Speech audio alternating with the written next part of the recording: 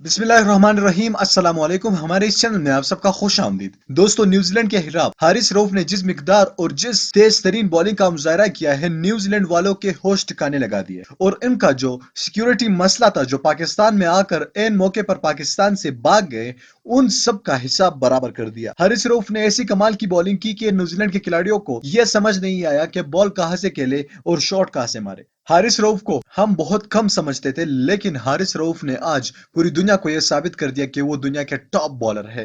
وہ شاہین شاہ افریدی سے بھی کم بالر نہیں ہے۔ دوستو، اس ویڈیو میں آگے چل کر آپ کو ایک ایک چیز ڈیٹیل سے بتائیں گے کہ حارث روف نے کرکٹ کے 150 سالہ کون سا تاریخی ریکارڈ اپنے نام کیا ہے۔ دوستو، اس ویڈیو میں آگے بڑھنے سے پہلے آپ سے گزارش کروں گا کہ اس ویڈیو کو لائک کیجیے گا، چینل کو سبسکرائب کیجیے گا، اور ساتھ اس بیل آئیکن پر بھی کلک کیجیے گا تاکہ فیوچر میں ہم جیسے ہی کوئی نئی ویڈیو اپلوڈ کر سکے آپ کو وقت پر مل سکے۔ دیکھو دوستو، حارث روف نے آج پاکستان کو میچ جتوایا ہے۔ آپ نے حارث روف کے لیے اس ویڈیو کو لائک کرنا ہے۔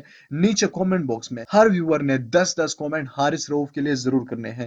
آپ کی ٹیم آپ کے لیے دن رات محنت کر رہی ہے۔ آپ کی حوصلہ افزائی ان کے لیے آگے بھی کام آئے گی، تو نیچے کامنٹ باکس میں 10 کامنٹ زیادہ لکھیے گا۔ دوستو، حارث روف نے زبردست ترین بولنگ کر کے نیوزی لینڈ والوں کا سب سے تاریخی ریکارڈ جو تھا وہ برابر کر دیا۔ دوستو، حارث روف نے کرکٹ کی تاریخ کا انتہائی بڑا کارنامہ سر انجام دیا، اور ساتھ میں نیوزی لینڈ کے خلاف پاکستان کو ہارا ہوا میچ بھی جتوا دیا۔